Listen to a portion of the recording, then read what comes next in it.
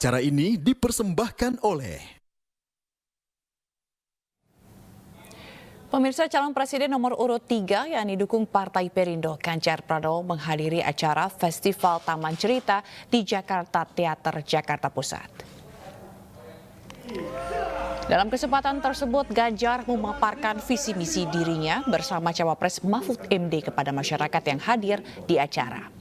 Dalam acara ini, Ganjar juga sempat di-roasting oleh para stand-up komedi yang hadir terkait sejumlah kebijakan yang akan dilakukannya apabila terpilih sebagai presiden pada tahun 2024. Selain itu, Cawapres nomor urut 3 Mahfud MD juga sempat dipuji oleh stand-up komedi lantaran memiliki prestasi dan langkah-langkah penegakan hukum yang baik. Kritik, betulnya dibayar.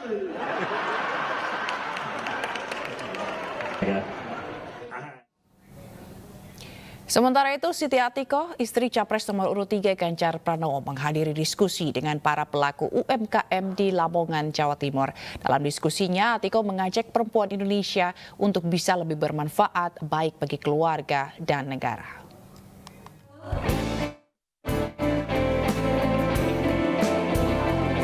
Siti Atiko Supriyati, istri Capres nomor urut 3 Ganjar Pranowo, berdiskusi dengan para pelaku UMKM di Lamongan, Jawa Timur pada Rabu siang. Dalam kesempatan itu, Siti Atiko menyampaikan pendapatnya dalam menyambut Hari Ibu 22 Desember mendatang. Menurut Atiko, seorang ibu atau perempuan memiliki peran yang sangat besar, baik dalam kehidupan keluarga maupun berbangsa dan bernegara. Siti Atiko juga mengajak perempuan Indonesia untuk lebih berdaya sehingga bisa bermanfaat bagi orang lain serta menjalin kerjasama yang baik dengan anggota keluarga demi kebahagiaan. Kenapa tanggal 22 Desember itu disebut Hari Ibu? Itu ketika para perempuan melakukan kongres pertama di tahun 1928 di Jogja. Mereka ingin berkontribusi untuk mencapai kemerdekaan Indonesia, kepingin ada equality dari sisi pendidikan untuk perempuan, kemudian agar perempuan itu bisa terlindungi dari sisi kesehatan, yaitu kalau dulu itu angka kematian ibu melahirkan masih tinggi sekali. Nah, jadi Hari Ibu bukan sekedar Mother's Day. Kalau Mother's Day itu berarti ibu kandung kita. Tapi ini adalah bagaimana peran perempuan itu bisa support perempuan yang lain agar mereka. Selain berdiskusi dengan pelaku UMKM di Lamongan yang kebanyakan ibu-ibu, Siti Atiko juga membagikan sertifikat UMKM dari Badan Nasional Sertifikasi Profesi yang bisa dimanfaatkan bagi para pelaku UMKM di Lamongan untuk mengembangkan usahanya. Dari Lamongan, Abdul Wahid, iNews melaporkan.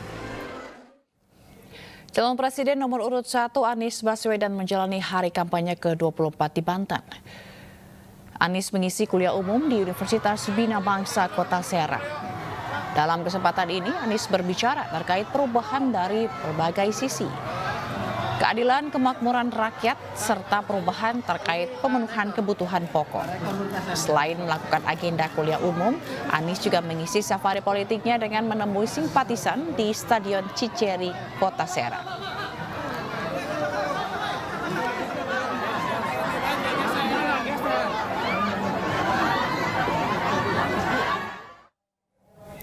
Pemirsa, sejumlah alat peraga kampanye dicopot paksa petugas. Penertiban alat peraga kampanye Capres-Cawapres tersebut lantaran melanggar aturan.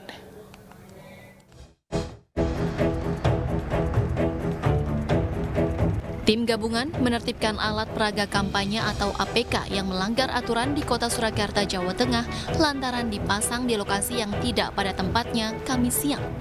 Penertiban APK ini berdasar pada surat keputusan KPU dan peraturan wali kota yang masih berlaku. Namun justru APK Capres dan Cawapres nomor urut 2 yang paling banyak ditertibkan. Sementara Bawaslu menegaskan tidak ada tebang pilih terkait alat peraga kampanye yang ditertibkan. Untuk penertiban APK gabungan kali ini kan sudah di masa kampanye, berbeda dengan dulu pada saat sosialisasi. Penertiban APK saat ini adalah yang melanggar ketentuan surat keputusan KPU Kota Surakarta nomor 121 terkait dengan titik-titik lokasi larangan pemasangan APK seperti itu. Jadi itu nanti yang menjadi dasar kita. Selain itu juga terkait dengan Perwali 2 2009 yang masih berlaku. Penertiban spesifik ini untuk memastikan aturan ditegakkan sehingga estetika keindahan ibu kota tetap terjaga. Dari Surakarta, Jawa Tengah, Septiantoro, iNews melaporkan.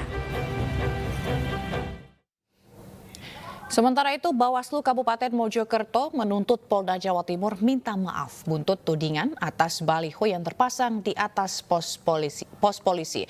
Baliho Prabowo Gibran juga ditemukan terpasang di Rumah Sakit Bayangkara, Provinsi Banten.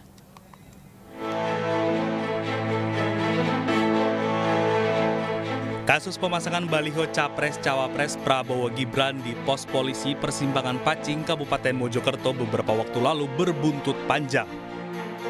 Badan Pengawas Pemilu Kabupaten Mojokerto mengecam dan merasa dirugikan dengan cuitan di media sosial X milik Humas Polda Jawa Timur. Dalam cuitan tersebut, Polda Jawa Timur mengklaim jika baliho paslon nomor urut 2 itu sengaja dipasang oleh Bawaslu Kabupaten Mojokerto.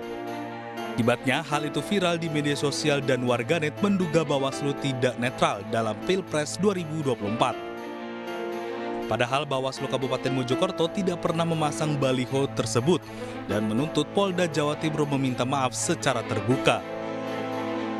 Atas tuduhan dari Humas Polda Jawa Timur bahwa Bawaslu yang melakukan pemasangan APK berbentuk baliho milik paslon calon nomor urut 2 yang terdapat di atas pos pantau, polisi lalu lintas di pertigaan Desa Pacing, Kecamatan Bangsal, Kabupaten Mojokerto ini, Bawaslu Kabupaten Mojokerto melalui Bawaslu Provinsi Jawa Timur meminta kepada Kepala Polda Jawa Timur atau Kapolda untuk 1. Meminta maaf secara resmi kepada Bawaslu Kabupaten Mojokerto. Sebelumnya baliho Prabowo Gibran terpasang di atas pos polisi Persimpangan Pacing, Kabupaten Mojokerto. Baliho tersebut sempat viral di media sosial, hingga akhirnya Bawaslu Kabupaten Mojokerto menurunkan poster tersebut karena dianggap melanggar etik. Diam aja, ini di Rumah Sakit Bayangkara Polri nih, di pagarnya.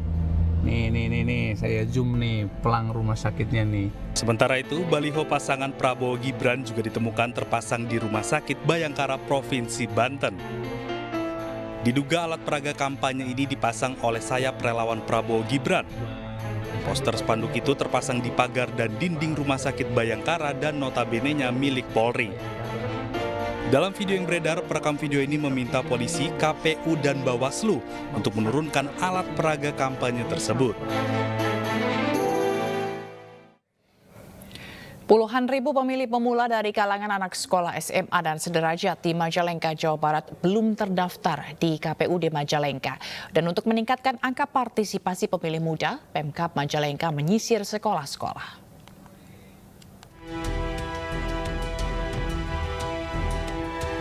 Sebanyak 20.000 lebih pemilih pemula dari jumlah 100.045 orang termasuk di kalangan anak sekolah SMA dan sederajat ternyata belum terdaftar di KPUD Majalengka. Untuk meningkatkan angka partisipasi pemilih pemula, Pemkab Majalengka melalui Dinas Kependudukan menyisir sekolah dan melakukan perekaman seperti di SMK Negeri 1 Majalengka, khususnya 783 anak didik kelas 3. Jadi angka partisipasi kita di Majalengka akan terus kita coba tingkatkan karena tadi ya bahwa mereka silahkan menggunakan hak pilih karena pemilih berdaulat maka negara ke depan juga akan menjadi kuat. Perekaman KTP bagi anak sekolah negeri dan swasta di Majalengka dilakukan secara serentak di lingkungan pendidikan. Dari Majalengka, Jawa Barat, Muhammad Zeni Johadi, iNews melaporkan. Komisi Pemilihan Umum Banten atau Kabupaten Pandeglang, Banten mulai merakit 18.759 kotak suara untuk pemilihan umum 2024 mendatang. Perakitan kotak suara ini ditargetkan selesai dalam waktu 5 hari dengan melibatkan 10 pekerja dari warga sekitar.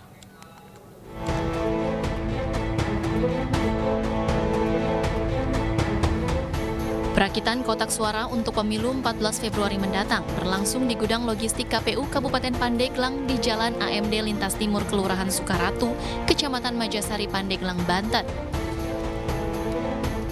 Pengerjaan dilakukan oleh 10 pekerja harian lepas yang merupakan warga sekitar. Sementara itu, Ketua KPU Kabupaten Pandeglang, Nunung Nur Azizah mengatakan perakitan kotak suara ditargetkan selesai dalam waktu 5 hari ke depan.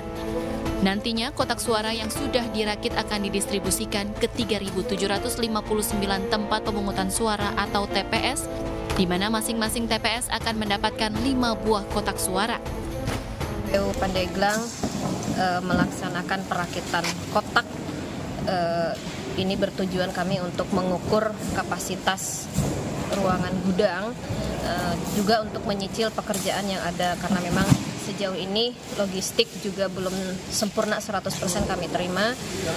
Jadi kami untuk menyiasati ruangan yang nanti juga akan datang logistik-logistik lain, maka segera kami kemas kotak suara.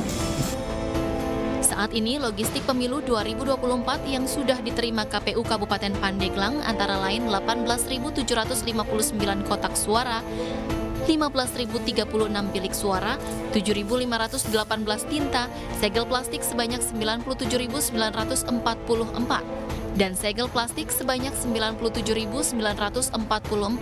Sementara logistik yang belum diterima yakni semua jenis surat suara. Dari Pandeglang, Banten, Iskandar Nasution, iNews melaporkan.